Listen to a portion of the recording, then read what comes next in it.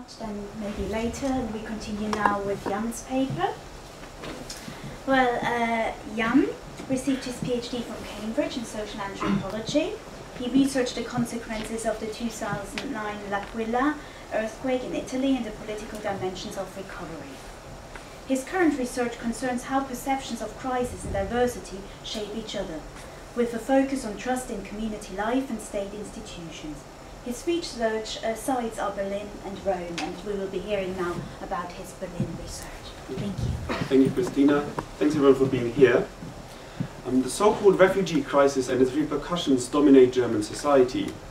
The country's newspapers, political talk shows, online debates and other public events have been discussing issues of integration, borders, European solutions and solidarity, Turkey, terrorism, Eastern European nationalism, historical responsibilities, cultural compatibilities, Arab masculinity, North African civility, and much more.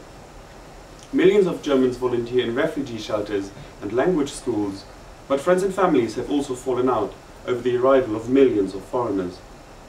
Here's some titles from political talk shows recently broadcast on Germany's BBC equivalents ARD and ZDF. The Chancellor's fateful year, will Merkel fail? Chaos in the refugee crisis, is Merkel losing control? Anxious citizens, police under pressure, is our state too weak? Countdown, how much time left for Merkel? The disgrace of Cologne, what are the consequences? Tailored police reports patronize citizens, are we still allowed to say what we think? So these capture a significant aspect of the current mood in Germany, marked by doubts and fear and even hatred. The attacks on women in Cologne on New Year's Eve, police weakness, and the absence of a strategy to address migration and ease pressure on housing and other public services have shifted the debate. From the exceptional civil society effort on the one hand to the criticism of failing state institutions, the sense of cultural panic and European disintegration on the other. The Hungarian Prime Minister Viktor Orbán and Russia's President Vladimir Putin have become the political heroes of many, defenders of national sovereignty, prosperity, and a vaguely defined yet distinctive Christian culture purportedly threatened by foreigners. At the same time, voluntary engagement continues. Germans have founded social media platforms offering refugees private accommodation in their flats and organized access to university courses. They host refugees for welcome dinners in their houses. Every city, town or village has founded support groups.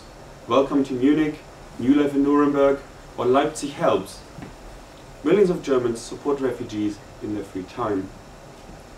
So in this paper, I want to analyze such diverse effects of the refugee challenge on German society. The concept of a crisis is routinely used to describe the current situation, in German the Flüchtlingskrise. But what impact does this perception of crisis have on German citizens and on ideas of grassroots involvement? In particular, I want to examine how discourses on culture and cultural diversity shape how people reflect on citizenship, communal existence, and on living a good life, faced with global suffering, the failure of state institutions, and uncertainty. So what happened last year? If you remember, 1 year ago, Germany, as much as most other European countries, were discussing the flamboyance of Yanis Varoufakis, his motorbikes, and Greece's attempts to throw off austerity politics.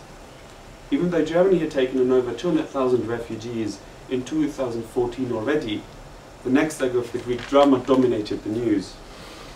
Over the summer weather, this changed, and the refugee situation ousted all other topics. Initially, a large majority supported the Chancellor Angela Merkel's stance to accept refugees snubbed by Hungary and other European countries. The term Willkommenskultur, a desire to show hospitality and a generous, warm welcome, captured how civil society responded with welcome initiatives, donations, shelters, and language classes. Simultaneously, however, Angela Merkel's policy also met with skepticism, criticism, and rejection. Today, Germans describe their country as polarized. Journalists have told me that they cannot remember such a bitter division over a topic since the 1970s and RAF socialist terrorism.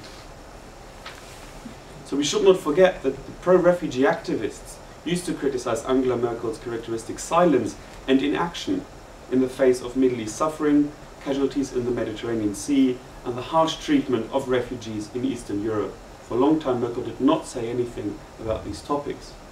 It was only in August 2015 that Merkel eventually visited a refugee shelter in the East German town of Heidenau near Dresden. It was only a few days earlier that right-wing extremists had attacked the shelter in a disused warehouse, injuring dozens of policemen with firecrackers and bottles. During Merkel's visit on a warm summer day, hundreds of anti-refugee demonstrators waved posters that called the Chancellor a people's traitor. They chanted, "We are the people, piss off Merkel in your fancy car," and worse things. So the hatred was no longer anonymous. It was reaching unknown dimensions and shocked many observers in Germany and abroad. Over the year 2015, the police counted 1,000 attacks on refugees and shelters, including 100 cases of arson. Several comments called to or contrasted with historical vilification. For many Germans, the prevalence of hostile attitudes in the former socialist East signaled the lack of democratic maturity. Since 1990, German reunification has not been questioned as much as in the current debate. But why did this division emerge? And I want to suggest that Angela Merkel's particular style of centrist consensus politics has frustrated right-wing conservative Germans who feel increasingly isolated and without political representation. In their eyes, Angela Merkel has turned their political home, the conservative CDU party, into a pro-refugee, pro-diversity party, hardly distinguishable from the multicultural Greens. So those who wanted to teach the purportedly lazy Greeks a lesson respect Muslim migrants. Centrist politics has created a new nationalist conservative movement to its right.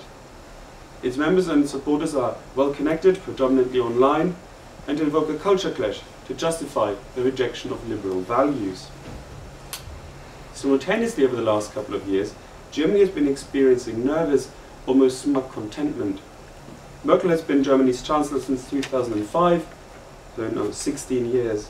She mostly governed through a so-called grand coalition of Christian Democrats, right of centre, and Social Democrats, SPD, left of centre, with a two-third parliamentary majority. In turbulent times, with crisis talk pervasive, Germans wanted a large majority, stability, and continuity, which Merkel used to promise. As other European countries struggled economically, Germany prospered. This sense of an almost uncanny and fragile stability stifled debates about alternatives to Merkel's centrist, neoliberal austerity. Left-of-centre commentators, as well as nationalists, have denounced growing inequality, child poverty, or the spread of subcontracting and precarious employment, but they have struggled to be heard. At the same time, trust in the state has declined, intensified by the Cologne attacks. The government no longer runs a budget deficit, but many wonder, how have cuts weakened the police, courts, schools, social housing, local and regional administration, and infrastructure? As a result of this neoliberal austerity politics, fringe opposition to those up there in Berlin, to the establishment, the press, the system, and politicians have grown. The German treatment of Greece over the last year also worried and angered many German Europeanists. The Green politician Reinhard Bütikofer, for example, said about the German Finance Minister Wolfgang Schäuble, "The heartless, ugly, and domineering German has a new face. It's Wolfgang Schäuble's." Because of its complex past, Germany's dominance caused concern within the country as much as outside it. To the dismay of the war generation, as well as pro-European youth, swastikas appeared in anti-German protests across the continent. Germany was accused of seeking to establish a Fourth Reich, with Schäuble and Merkel singled out as neo-Nazis. And so what I want to suggest is that the refugee crisis then offered many people a much desired opportunity to demonstrate the existence of a different Germany. Instead of the harsh, selfish, schoolmasterly and austere power, the poverty and plight of war refugees allowed volunteers to show that German people were also caring, sympathetic, welcoming, and generous. In September, Merkel and her Austrian counterpart, Werner Faymann, offered refugees trapped in Hungary protection. As they arrived in Munich by train, thousands of volunteers greeted them, handing out clothes, sweets, and pretzels. For weeks, up to 10,000 refugees arrived per day, and the volunteers continued to work endlessly. Naika Furutan from Berlin Center for Migration Studies has recently explained in a newspaper interview this connection between Merkel's political style and the recent civil society response to the refugee drama. And this is her. There is a sense of saturation across Germany. The Merkel years are seen as a form of stagnation by many. The refugee situation offers a chance to break out of this routine. Volunteers often say that they weren't simply involved to improve the humanitarian situation of the refugees, but to shape society. End of quote. So to understand Germany's civil society response in the current crisis, one must consider Merkel's leadership style. It's been described as consensus-oriented, centrist, cautious, and risk-averse. After the Fukushima disaster, for example, when a large majority suddenly supported a shift to renewable energy, Merkel decided to phase out nuclear power and performed a complete U-turn, a complete break with previous policy and alienating many in her own party, but they didn't dare criticize her because she guaranteed the large majority in parliament.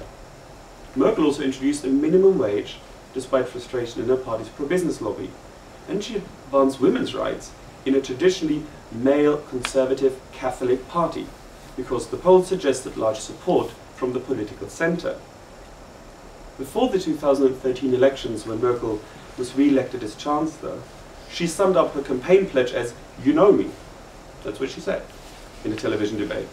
And 70% of Germans were happy or very happy about her re-election. Most Germans wanted a stable, predictable routine through the crisis, and in Merkel's CDU, this notion of no experiments was already the party slogan in the 1950s.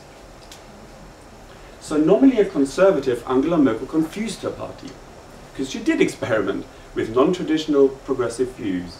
She attracted new moderate voters, women, minorities, atheists, East Germans.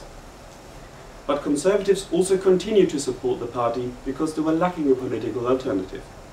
And thus the CDU rose to over 40% in the polls.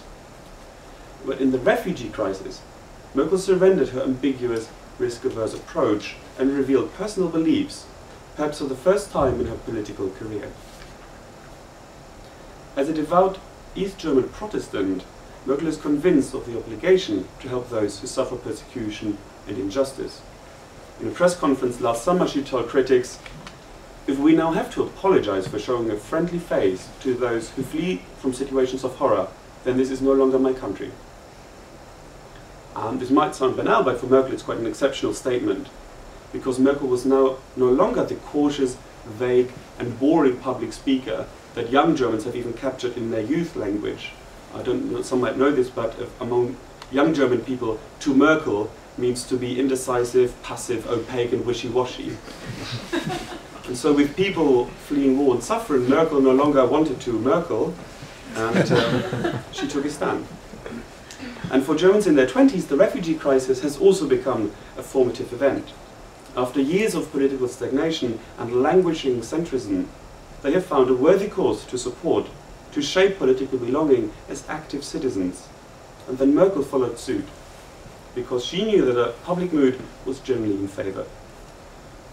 But what she did not foresee was that now a significant part of her disillusioned conservative voter base would use the influx of refugees to break away from the CDU ultimately and look for political alternatives. Thus I suggest that the perceived stagnation characteristic of the Merkel years, combined with the harsh treatment of Eurozone countries, shaped how the refugee situation became a rallying cause for disillusioned pro-European citizens who wanted a more active, outspoken and humanitarian response from their wealthy country. And so they produced it themselves. The desire to foster cultural diversity shaped emergent forms and ethics of voluntary engagement. The refugee crisis provided desired space for social action to design German society, after what many had experienced as years of stifling passiveness and unwarranted contentment. But at the same time, traditional conservatives, not quite sure where they wanted to go, but they wanted to go home. At the same time, traditional conservatives became frustrated when the government did not stem migration flows. And they rejected multiculturalism, which emerged as the dominant trope in new movements and parties on the far right, advocating the return to traditional values by exploiting the emotionally charged refugee situation and Muslim culture to reject a host of recent political liberal changes. It's interesting that Sami had a similar picture earlier of the Eiffel Tower with the ISIS flag, and here you have the Reichstag, and I don't know if you can see it, but it has a crescent on top, rather than the, it's got nothing on top at the moment actually.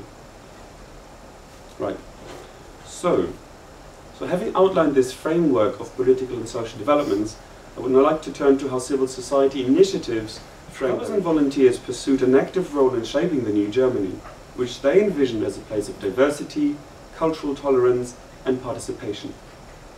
And the role of minorities, interestingly, also changed, because suddenly Germans with Arab or Turkish roots became an important resource.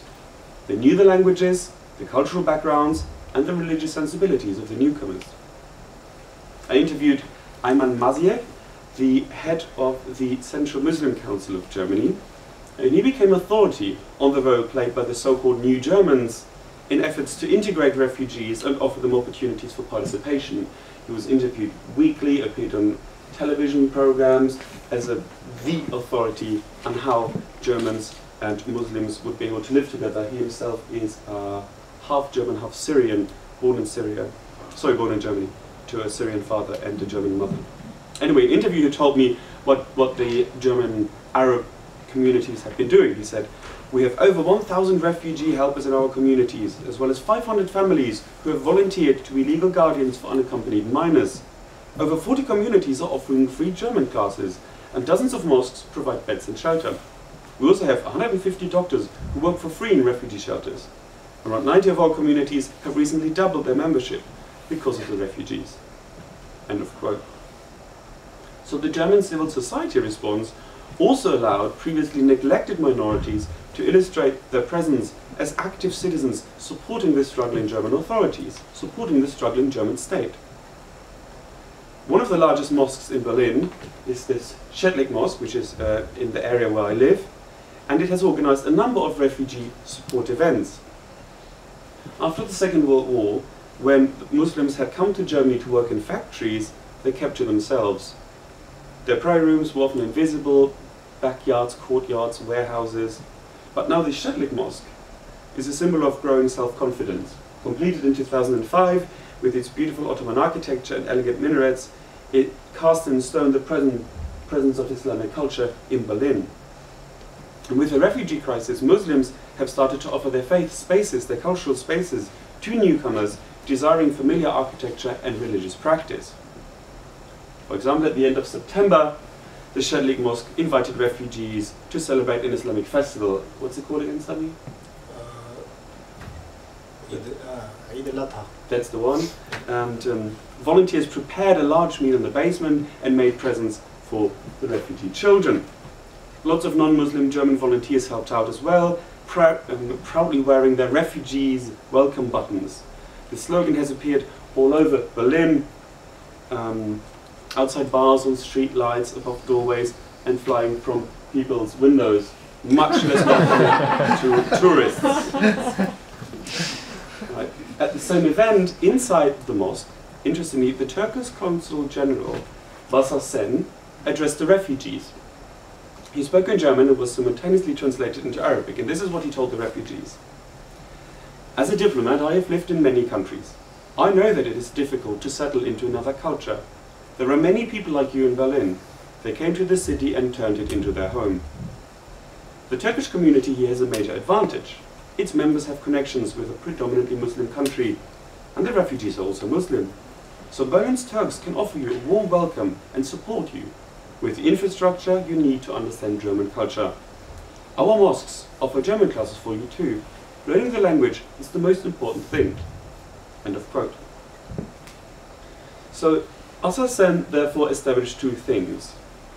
He said that the newcomers' particular culture gave Germany's Muslims an opportunity to contribute in unprecedented ways to civil society by shaping Willkommenskultur, Germany's welcoming culture, and thus also redefining their own societal role. Turkish and Arab Germans, Basarsen highlighted, understand both how Germans and how Muslims live. They can serve as cultural mediators. And secondly, however, the diplomat was not simply addressing refugees. German television filmed the event, and he was aware of the media attention that such events were receiving. So his words were also aimed as much at skeptical German TV audiences. And he assured the country, Germans in the country, that Germany's Turks were eager to help with the refugee challenge alongside German citizens. They were now part of Germany and of the civil society response to manage increasing diversity by producing mutual understanding and tolerance. The Turks' cultural difference and their presence in Germany were reframed as important civil society assets. After this festival, I went to another one nearby, a welcome picnic for refugees in a large park. Refugee support groups presented their work and encouraged visitors to sign up as volunteers. With the mobile phone app, refugees and volunteers could get in touch with one another, find a picnic blanket, and exchange their contact details. At one stall I spoke to Franziska, a 22-year-old German literature student. She was handing out flyers for free German classes and explained the scope of her initiative, Berlin Next Door, or Berlin Nebenan. She said, "We connect Germans with refugees living in shelters. There is no state infrastructure to do this. It's all over the place. Many refugees are lost, so we ask people which languages they speak, and then we match them.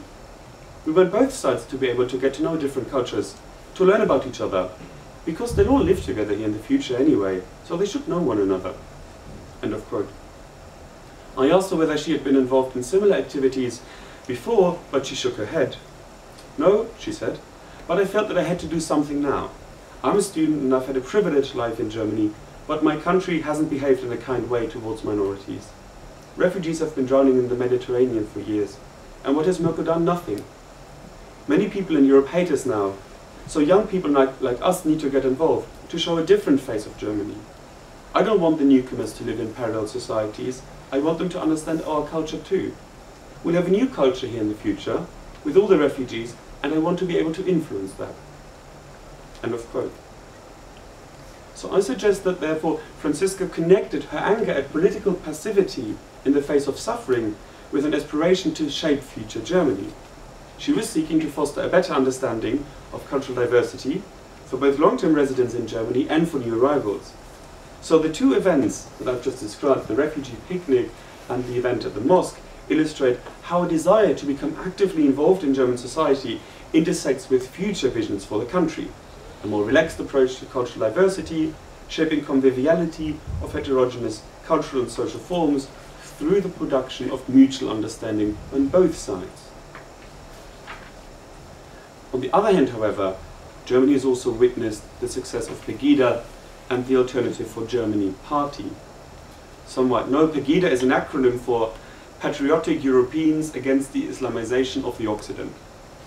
The movement started in late 2014, expressing discontent with the success of the so-called Islamic State and criticizing plans to house thousands of Syrians and Iraqis in the city of Dresden.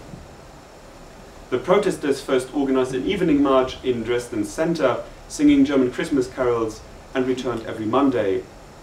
Participation grew rapidly, and it peaked at 25,000 people in January 2015, before numbers declined and then stabilized at a few thousand, who still return every week. However, I suggest that this purported fear of Muslim culture and its impact on German society is only a minor motivational factor for Pegida participants. A study conducted by Dresden-based sociologists found that only 1 in 3 participants mentioned Islam and migration as reasons why they joined the Pegida marches. 70%, however, cite the general dissatisfaction with the political class and the establishment. Other important factors include unhappiness with the political system of Germany per se, a perceived distance between the elites and the people. So this "Wir sind das Volk, we are the people" is the most important slogan that these protesters use, and it is also the slogan that was used in 1989 and in 1990 by East Germans who wanted to reunite their part of the country with the West. And there is also this widespread impression that the media is biased and neglects ordinary people's concerns. So when I attended and observed the Pegida march last month, I was surprised by the heterogeneity of posters, placards and conversations. Next to me, someone said that he was happy to support genuine war refugees, but not economic migrants. Routinely, the crowd chanted, "The press is full of lies," and "We are the people." Protesters voiced dissatisfaction with globalization, multiculturalism, with the euro and European integration, with the lax treatment of criminals, and the low number of refugees posted here on the left, and accused the Berlin-based elites of fanning anti-Russian sentiments and aggression. After the incidents in Cologne, new slogans appeared accusing refugees of raping German women. So rape refugees not welcome. And as you can see, criticism is also often directed specifically at Angela Merkel. Every week, the protesters chant, "Merkel must go," and "Merkel go to Siberia, Putin help us in Berlin." Merkel is personally accused of seeking to transform Germany into an Islamic state. During one march, participants even carried a gallows for Merkel on the right and her deputy Sigmar Gabriel on the left. Pegida participants also predominantly support a new German political party called the Alternative for Germany. Originally, it was an anti-Euro bailout platform, but now the party has transformed into a nationalist conservative option for those opposing the liberal Germany they associate with Angela Merkel. This party advocates traditional family values, patriotism education in schools, a withdrawal from the euro, and the end to gender mainstreaming. It supports immigration laws that selects migrants in line with Germany's economic needs. And both Pegida and the Alternative for Germany use a notion of German culture as incompatible with Islam to drum up electoral support. Before the major refugee influx started in September 2015, the party languished at around 4% in the polls, and that means that they don't get parliamentary representation because there's a 5% threshold. Currently, they stand at 12%. And particularly East German party representatives have spoken about the threat of African or Arab migration. One of the party leaders recently warned of different reproductive strategies in African cultures that would quickly turn white Germans into a minority if migration continued. When I was in Dresden, an elderly participant said to me, "We don't want Dresden to be like Frankfurt, where you don't see Germans anymore, only brown and black people." She lamented that those in Berlin no longer listened to ordinary people, and the press was corrupt too. So Angela Merkel's progressive approach over the last 10 years has long irked conservative CDU voters. With Pegida and the Alternative for Germany, they have now found, for the first time, a way of channeling frustration over this lack of political representation. And the rejection of cultural diversity features at the heart of their political strategy, even though a more general sense of frustration with the elites or the establishment fuel disillusionment and rage. So by way of briefly concluding, I suggest that the refugee crisis has produced new forms of political engagement, both on what we would describe as the political left and the political right. Young idealists rejected Merkel's passive centrism, with the Chancellor long failing to take a stand on issues they consider important, such as global injustice, Middle East suffering, or the humiliation of European partners. The arrival of refugees then provided an opportunity to support a traditionally left-wing cause, work towards a multicultural and diverse Germany, demonstrating the existence of a different, engaged, kind, and humane civil society. On the other hand, however, conservatives have finally found a way of voicing their frustration with what they consider Merkel's overly liberal views. The fear of a cultural catastrophe, intensified by the Cologne attacks, has been mobilized successfully by Pegida and the Alternative for Germany to express opposition to a lack of conservative politics. So it says that, Mother Teresa Elias Hells Angela. And, yeah. As some Alternative for Germany protesters said during a rally I attended in Berlin, the CDU, the Conservative Party, isn't organizing this protest, only the Alternative for Germany is, so we have to come here. The result has been an unprecedented polarization of German society, which has cost Merkel's party already a quarter of voters. So belatedly, Germans have started talking about crisis too, but theirs is shaped predominantly by questions of how to live a good life in the face of increasing cultural diversity. Thank you.